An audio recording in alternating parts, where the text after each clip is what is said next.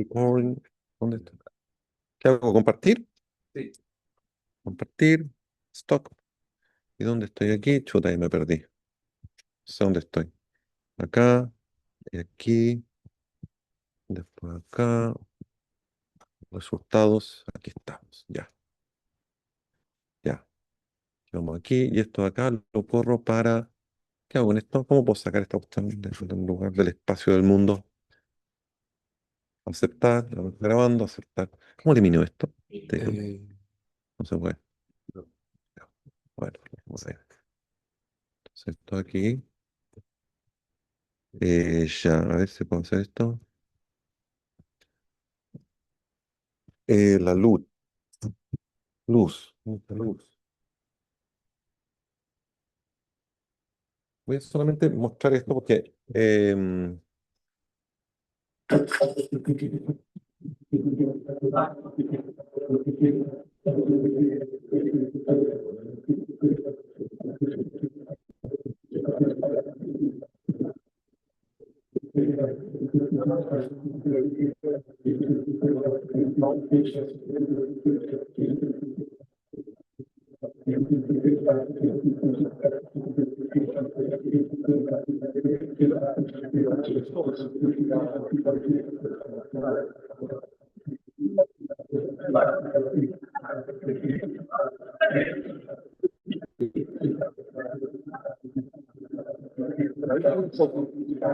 ay, perdón. Aquí se ve, espérame.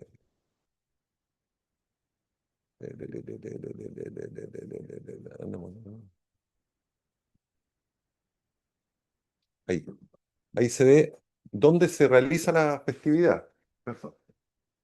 Em, ¿Por qué me parece importante mostrarlo? Ah, chuta, acá. ¿Por qué me parece importante mostrarlo? No. Porque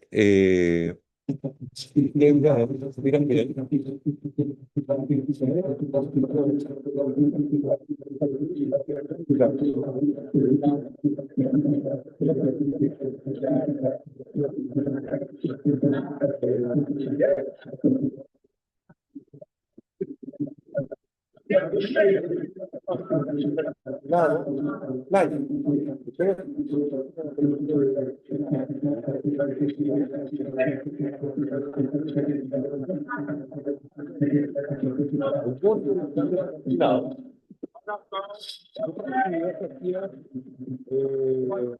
Cada cierto tiempo, una festividad religiosa, se sabe que es una de las festividades que todavía mantienen ciertas rasgos económicos. Aún cuando yo la veo, encuentro que tiene muchas cosas que se han ido sintetizando, ¿no es cierto? Con ritos cristianos, otro tipo de ritos, pero, o africanos incluso. Pero según el historiador que me invitó a participar de la fiesta, aquí también estaba en la travesía, estábamos trabajando porque una obra para una caleta de pescadores, y había un personaje que me dijo que me gustaría invitarlo a ver esta festividad que se hace en esta fecha, pero solamente podían 4 o 5 personas porque una estaba privada. Entonces llegamos al pueblo, que se me para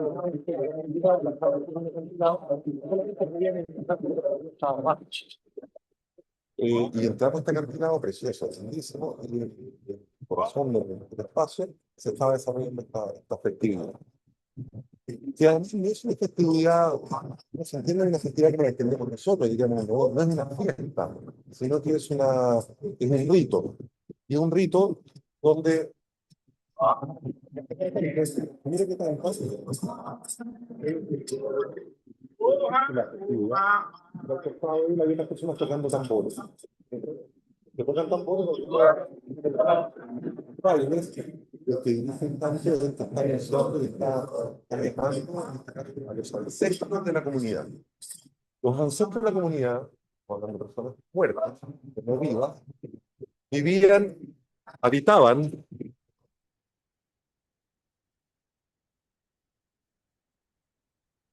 habitaban en esa roca que se ve ahí.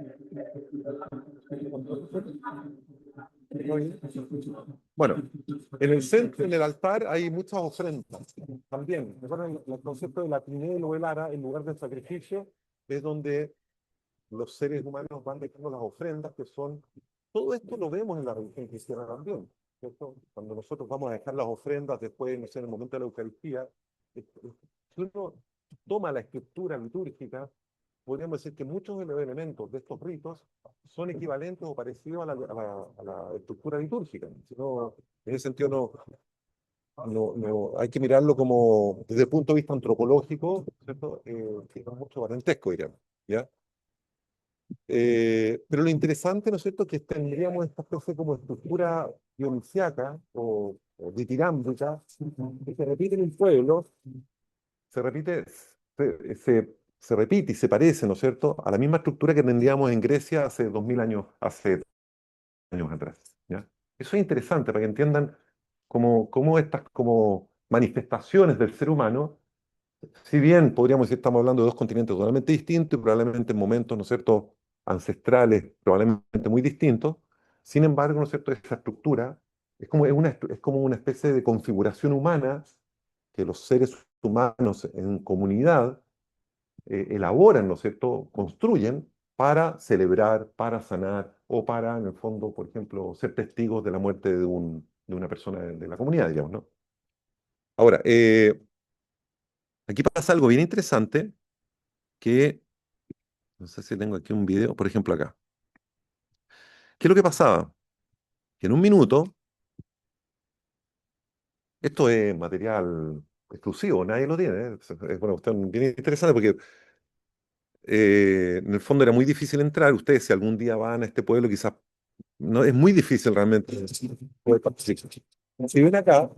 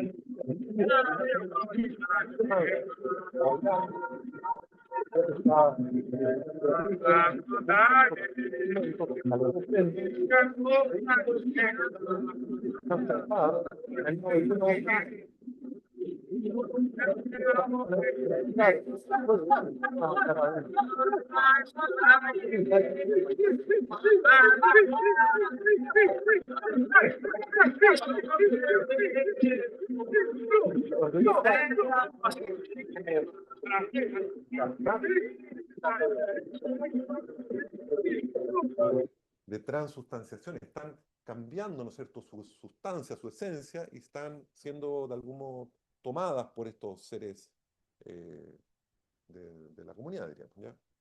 Ahora, para hacer eso, estas personas tienen que tomar una pócima, un brebaje, que se saca de un árbol, que es la yurema, el árbol de la yurema, que es en el fondo equivalente a la ayahuasca, ¿ya? Como en ese tipo de drogas, digamos, ¿ya?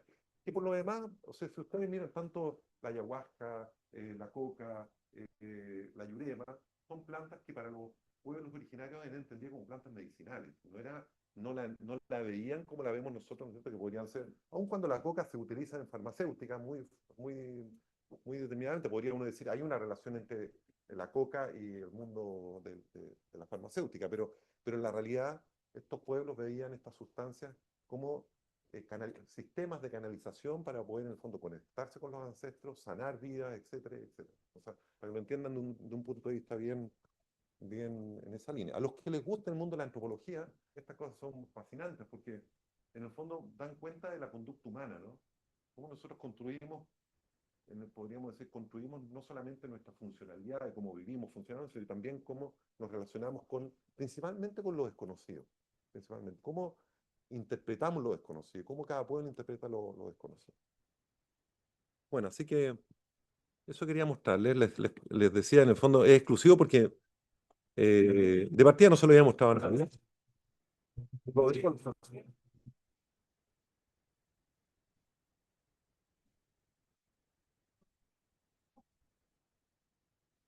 Claro,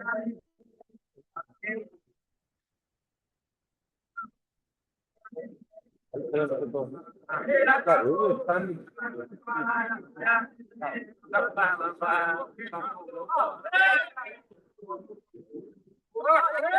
un proceso de sanación.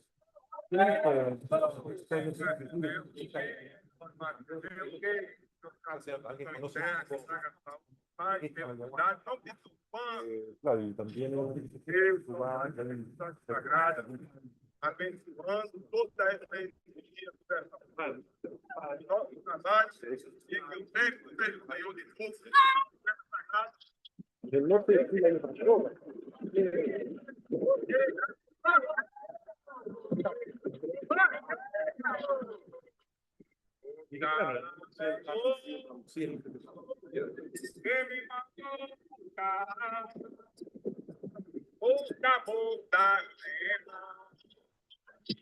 Bueno, lo que pasa es que nosotros estábamos en travesía.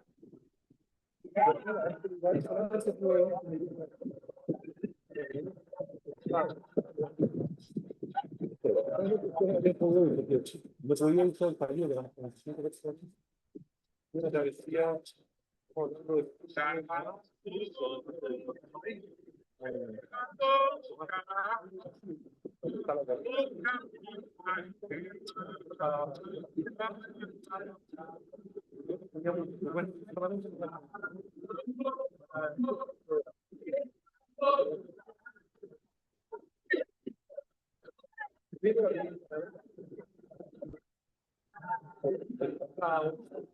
la comunidad nos facilitó alojamiento, la alimentación también la misma comunidad y los materiales los dio la prefectura, la municipalidad.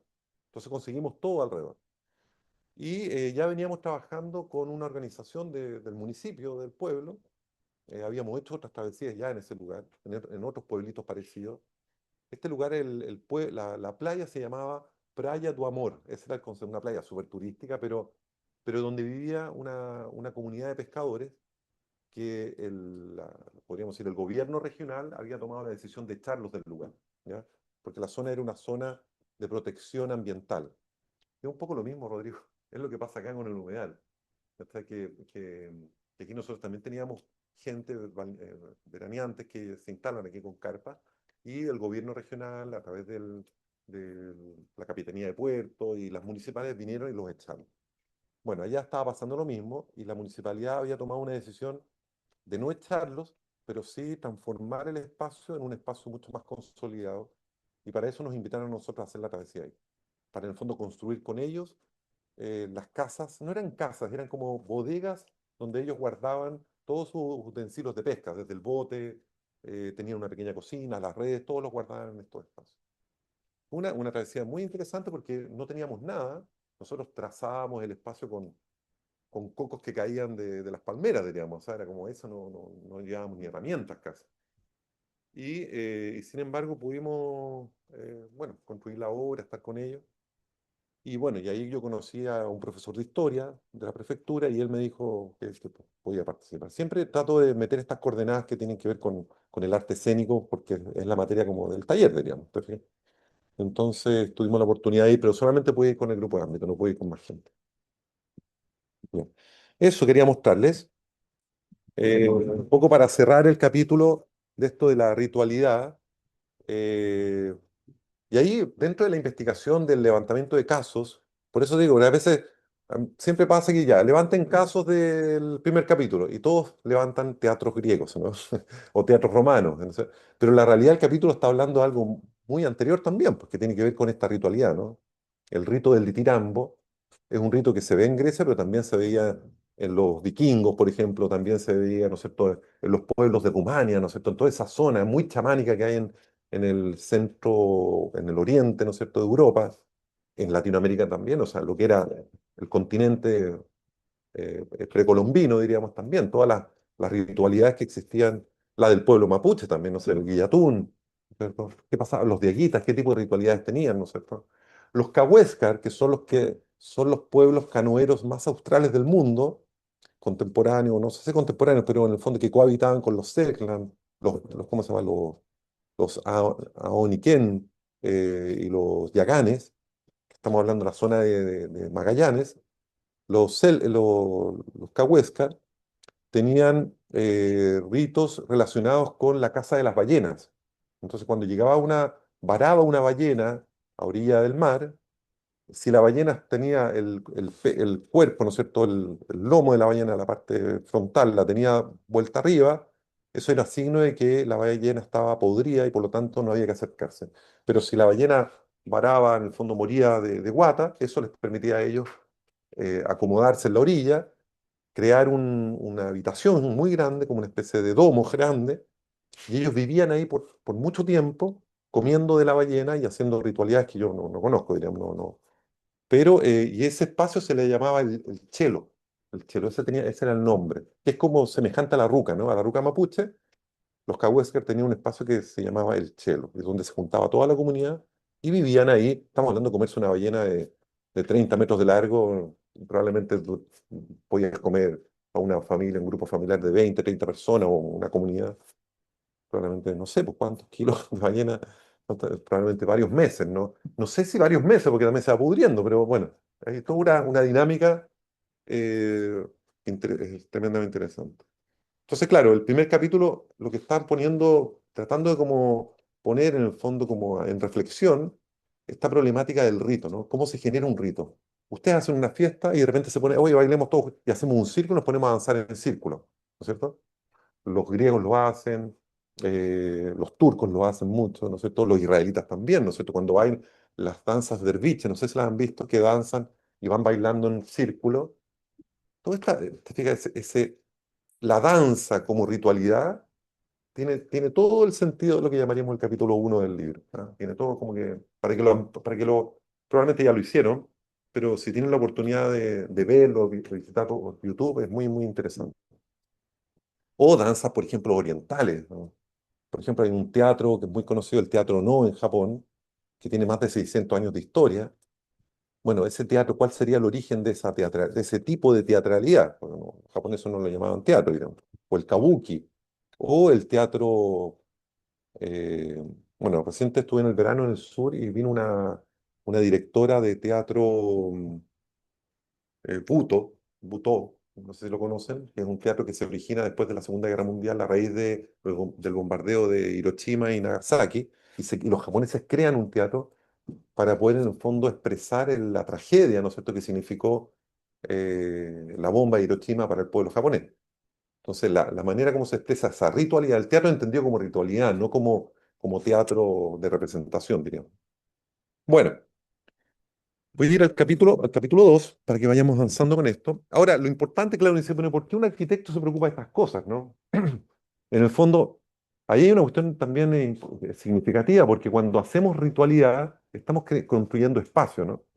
Y en ese sentido, la ritualidad de la circularidad o el espacio de la circularidad tiene mucho sentido para una comunidad que se reúne de manera, o sea, como todos juntos, ¿no es cierto?, colectivamente, ¿no? Es lo primero que hacemos cuando hacemos, por ejemplo, los actos en la mañana, ¿no es cierto?, los días miércoles, generalmente tendemos a crear un círculo, ¿no? Es como la primera forma para que todos podamos vernos y oírnos, o para que podamos oír y ver a alguien que está en el centro del espacio. Hay una espacialidad que es connatural cuando un grupo de 100 personas se quieren reunir, ¿ya? No es algo, podríamos decir, extraordinario, ¿no? O difícil de pensar, es lo primero que haríamos, ¿no? Entonces, esas formas de circularidad, aquí por ejemplo tenemos está el ditirambo, está el guillatún, tienen los mismos componentes. Coreuta, corifeo, ¿cómo se llama? Y danzantes, ¿no es cierto? Sátiros y bacantes. Hombres, mujeres vestidas, ¿no es cierto? Incluso estas mujeres también llevaban el alimento, se vestían con flores muy elegantes, muy bien vestidas, y los hombres se vestían de otra manera con otros colores. También en estas fiestas participaban niños. Nosotros después termina la fiesta, el rito, está este rito como de sanación, que solamente lo ejecutan las personas que están en trance, pero una vez que termina el rito, todos los que estábamos alrededor fuimos invitados a beber de esta droga, diríamos, ¿ya? Pero que la entregaban ¿cómo se llama? Filtrada con agua. Entonces no era no tenía las características de, de alucinación, pero ahí volvió, el rito se volvió muy litúrgico cristiano. Era como si estuviéramos tomando de la sangre de Cristo, ¿no? Era como en una fila, todos juntos, íbamos uno por uno, tomábamos, salíamos. Como que eso me pareció extraño porque me pareció muy, muy de la liturgia cristiana, diríamos. ¿Ya? Así que eso. Bueno,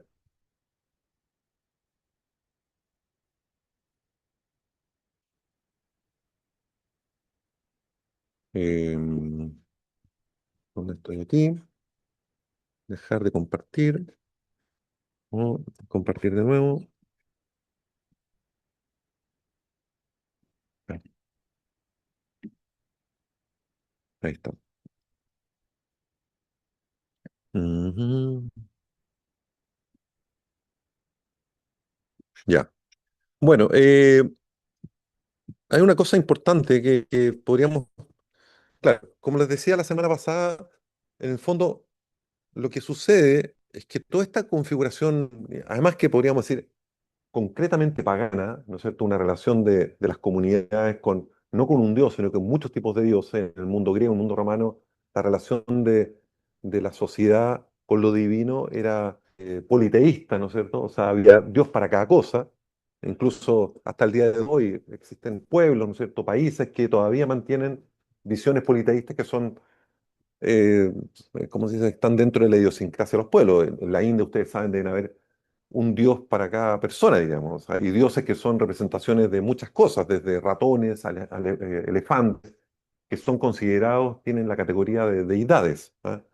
Entonces, pero esa dimensión politeísta, ahí pasa algo muy interesante con la iglesia cristiana, creo yo, que creo que es como la gran fuerza de la iglesia del mundo cristiano.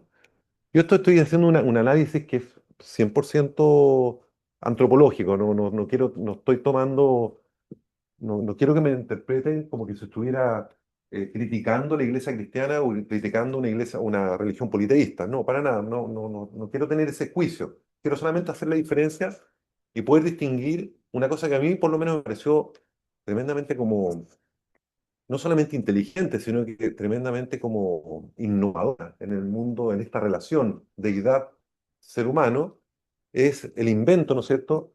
O el cambio, ¿no es cierto?, de ese paradigma del sacrificio, que era asignado directamente al sacrificio de una entidad física real, o sea, era un sacrificio con sangre, un sacrificio que podía significar la muerte de una persona o la muerte de un animal. Bueno, eso con el mundo cristiano cambia, o Cristo cambia, y en el fondo se traduce en una abstracción, ¿no es cierto? Que el pan se transforme en carne, ya está, en el fondo está eliminando, ¿no es cierto?, un proceso que hasta ese minuto pasaba porque la persona que asistía al rito, de algún modo lo veía y lo veía en un hecho real y concreto. O sea, yo asisto a la muerte, a ver la muerte de algo o de alguien.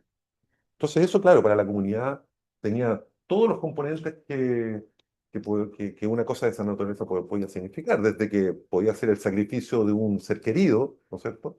Incluso de un animal querido, ¿no es cierto? Un animal criado por los niños de la comunidad probablemente si veían que el cabrito que habían criado durante toda su vida, probablemente eso generaba, ¿no es cierto?, una pasión, un dolor, una herida profunda en las personas. Bueno, ahí hay una cuestión que creo que es como es literal y directa, ¿no? Hay una relación directa entre el sacrificio y lo que produce el sacrificio en quienes asisten a ese acto. Pero con Cristo eso cambia. Y eso yo digo que es el gran acierto del mundo cristiano.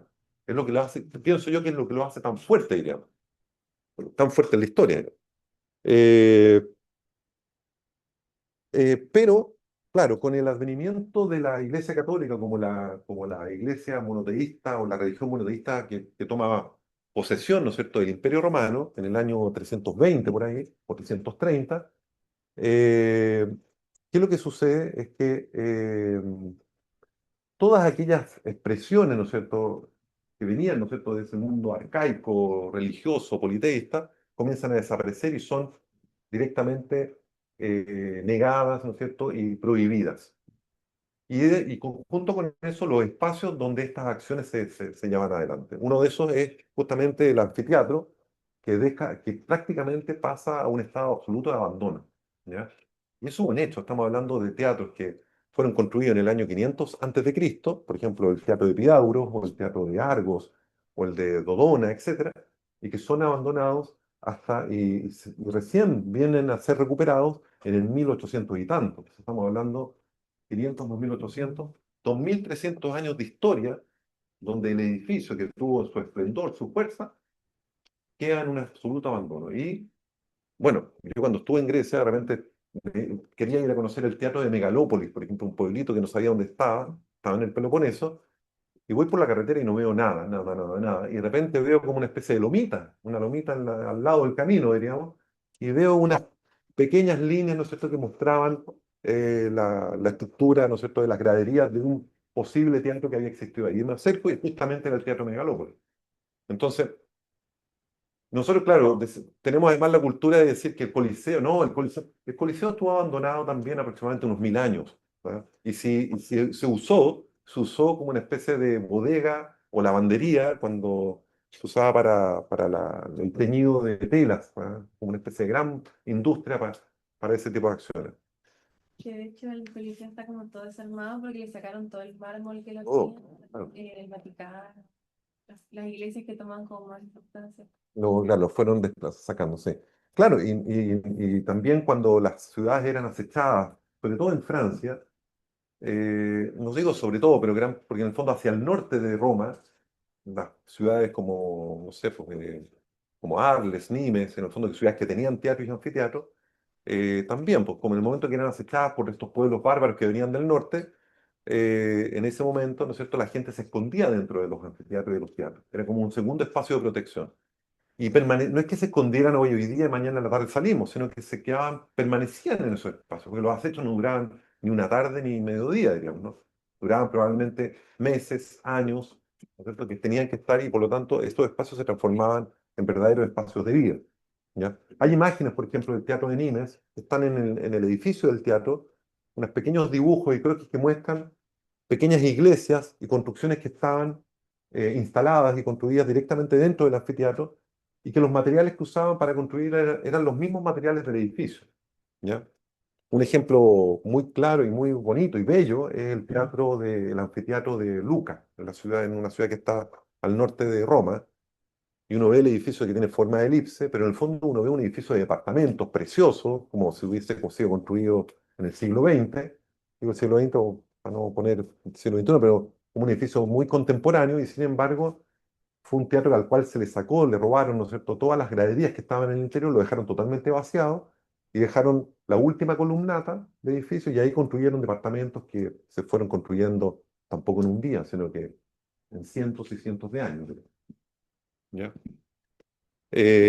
Bueno, entonces, ¿qué es lo que va pasando? Esa estructura, ¿no es cierto? Yo diría que también, a mi parecer, no tengo, o sea, yo no tengo conocimientos profundos acerca de las transformaciones de las ciudades, pero sí da la impresión de que la ciudad que veníamos conociendo, la ciudad del Cardus y el Decumanus, ¿no es cierto?, de la ciudad romana, también podríamos decir, una ciudad que entra en crisis. No es una ciudad que se mantiene en la historia. Los romanos que ¿cómo se llama?, conquistaban un territorio, ¿no es cierto?, construían, ¿no es cierto?, la ciudad a partir de ciertos principios que tenían de trazar la ciudad de cierta manera, además precedida por un sacerdote que era el que definía si en esa ciudad se podía vivir o no podía vivir, porque lo que se llamaba el sacerdote lo que hacía era echar a volar una paloma, una paloma, es un pájaro, no sé cómo se llama, una paloma directamente, la echaba a volar y después cuando cazaban a la paloma la abrían, se le veían las entrañas y viendo lo que comía la paloma podían determinar si ese lugar era fértil o no para vivir, ¿ya? Ese personaje se llamaba el augur, que era un sacerdote y que después vivía y residía en el templo de la ciudad, digamos, ¿no es cierto? Ahí es donde estaba como su espacio de trabajo, digamos, o de vida. Y claro, las ciudades eran fundadas bajo principios de fundar el templo, construir el templo, el ágora, ¿no es cierto?, el espacio público de la ciudad, y el teatro y el anfiteatro. Eran como los edificios principales, porque el anfiteatro, de algún modo, este imperio podía también reunir a la comunidad y mantenerlas cautivas en un mismo día y poder también anunciarles todas las políticas y las estructuras y los decretos del Estado que iban a imperar sobre esa comunidad. Entonces, el anfiteatro tenía una doble posición, por un lado permitía que el pueblo se reuniera y que festejara, que tomara, podríamos decir, partido, poder de una manera ficticia sobre la muerte de mártires o de gladiadores o de animales, pero por otro lado también era el espacio donde el poder del Estado podía contener a una ciudadanía y decirle en el fondo las cosas que iban a determinar las políticas eh, sobre ese territorio. ¿Ya? Entonces es bien interesante, ¿no es cierto?, cómo el espacio teatral va tomando, se sienta a la derecha del poder, diríamos, ¿no es cierto?, se sienta como al lado del poder, pero sin embargo, en la Edad Media eso de algún modo, desde mi perspectiva, entra en crisis. Las ciudades, ¿no es cierto?, empiezan a ser acechadas, ¿no es cierto?, sobre todo los pueblos del norte. Vemos pueblitos como en el sur de Francia, como Griñán, Gordes, Roussillon. Son pueblos, pequeños pueblos que están en pequeñas montañas, no están en la parte baja de los valles. Los valles se dedican a zonas de cultivo, generalmente son los grandes territorios de cultivo, pero la gente se va concentrando en territorios que son mucho más protegidos y difíciles de acechar. Un pueblo muy interesante, te lo voy a mostrar aquí. em, ¿Cómo se llama?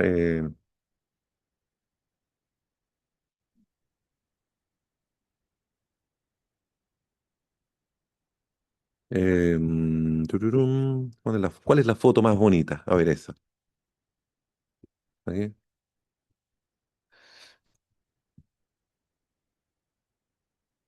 no apareció nada.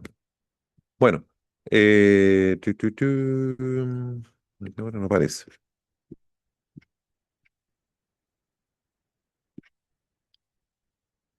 Bueno, Meteora es uno no sabe qué elegir.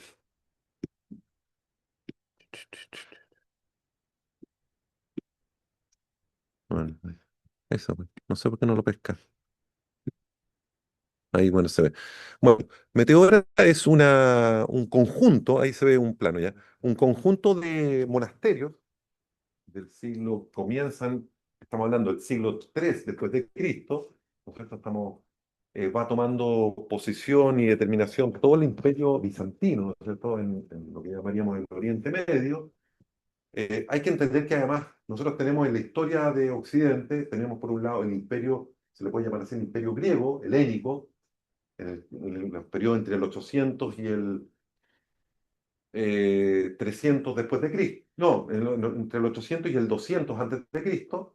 Después tendríamos el Imperio Romano, 300 antes de Cristo, por ahí empieza a aparecer, hasta el 300, 400 después de Cristo, son 600, 700 años de historia. Yo no soy experto, pero quiero configurar, contextualizar. Y después tenemos un periodo cuando la Iglesia Católica empieza a tomar posición sobre el Estado, ¿no es cierto?, del Imperio Romano. Estamos hablando, esto ya comienza en el siglo III antes de Cristo, empieza como a tomar mucha fuerza y se consolida, ¿no es cierto?, con el nacimiento de Jesús, en el siglo cero, diríamos, podríamos decir, y después tenemos un periodo donde va tomando posición hasta llegar a ser la religión fundamental del Estado romano. Pero ahí empieza a tomar también, esto además en Constantinopla, es Constantino además uno de los emperadores que justamente pone a la iglesia, al mundo católico en esa posición, se crea la ciudad de Constantinopla, y estamos hablando de un periodo de unos 300, 400 años, y me atrevería a decir que se puede extender hasta unos 1000 años de historia de lo que llamaríamos el Imperio Bizantino, que en el mundo todo es lo que entenderíamos como la iglesia cristiana ortodoxa, ¿ah? La iglesia cristiana de Oriente, que toma la tradición griega, diría. ¿Ah? O sea, hay muchos elementos del mundo helenístico griego que son traducidos por la iglesia ortodoxa.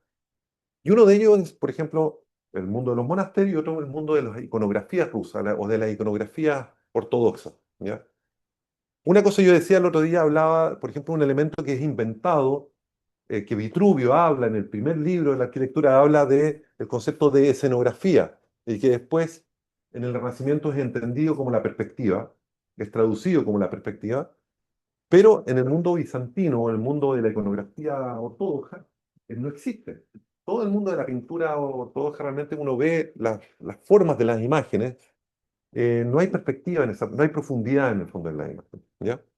Bueno, el monasterio de Meteora, que no es un monasterio, sino son alrededor de 10 monasterios, por lo menos aquí, no sé, conté 6, hay 6 al menos aquí, que están todos en promontorios sobre cerro. Quiero explicar esto para que se entienda que son los monjes que van escapando, en este caso, de los pueblos invasores, que eran el mundo otomano, ¿ah? Musulmán otomano, que venían de Persia, de Oriente más a Oriente, y que van atacando, ¿no es cierto?, y van acechando a los monasterios ortodoxos que se van instalando en estos lugares.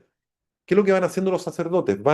Se van, casi como buenos deportistas de escalada, empiezan a subir los cerros y se van asentando en las laderas de los cerros en pequeñas cavernas. Monjes ¿cómo se llama?, de retiro, monjes que en el fondo se van a retirar de estos espacios. Y al final terminan construyendo, estamos hablando de un edificios que no se construyen en un día, 200 años de construcción para poder hacer un monasterio que no era solamente una iglesia, era una iglesia con un claustro, con la villa de la comunidad, de la comunidad monástica que vivía en ese espacio. Entonces pasa algo interesante y eso se repite no solamente en Grecia, sino que también se ve en el sur de Europa, diríamos, o en el norte de Europa también. O sea, son espacios que están, por ejemplo, recién hablábamos San Juan de la Peña. ¿Tú lo conoces, San Juan de la Peña, no es cierto? Claro, para llegar a San Juan de la Peña hay que subir por la cuesta, una gran cuesta, ¿no es cierto? No sé, un par de horas, una hora por lo menos. Uno llega a un peñasco que está en la mitad de una meseta, en la parte alta, y en ese peñasco, en una cueva, diríamos, se supone que a San Juan, que era un militar, ¿no? Él era un militar, claro, escapando, ¿no es cierto?, también de los musulmanes. Estamos hablando de un periodo en el siglo, todas las migraciones, ¿no es cierto?, musulmanas desde África que se van instalando, ¿no es cierto?, en Europa son muy, muy importantes. Bueno, estamos hablando en el norte de España, sector de Aragón, Navarra, esto es como Cataluña aquí, Aragón, Navarra, todo es una misma línea, ¿no es cierto?, la parte superior de Europa. Bueno, el País Vasco, ¿no es cierto? Toda esta zona es una gran franja. Y en la ruta, ¿no es cierto?, subiendo estas altas mesetas, que no sé a qué altura estaban, pero por lo menos unos 800 o 1000 metros de altura, eh, este sacerdote, o sea, este militar que venía escapando, se esconde en un peñasco, debajo de una cueva, y estando ahí un poco al acecho de los musulmanes que lo estaban buscando, se le aparece, ¿no es cierto?, se supone que la presencia de Cristo, ¿no? ¿Ya? Bueno, y él se salva, y después con el tiempo vuelve al lugar y le va dejando ofrendas, y bueno, y toma el significado de ser un lugar santo este espacio. Voy a mostrar aquí unas imágenes de San Juan de la Peña. No sé si aquí. eh,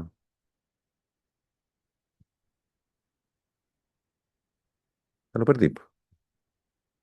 Arte cristiano, belleza, icono ruso aquí, ¿o no? Aquí. Se ve. No aparece, pobre. Pucha, pucha. Ahí,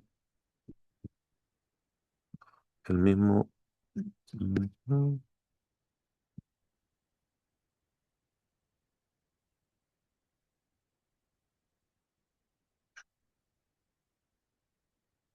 Aquí está. Ahí está el monasterio. El monasterio después se instala en la parte superior de la meseta, pero el lugar, la caverna donde San Juan, en el fondo, eh, se ilumina o encuentra. Pucha, no aparece. Bueno, bueno, justamente a mitad de eso. Cosas no funcionan cuando uno quiere aquí. Ahí se ven algunas imágenes, ¿no? Chiquititas. Em,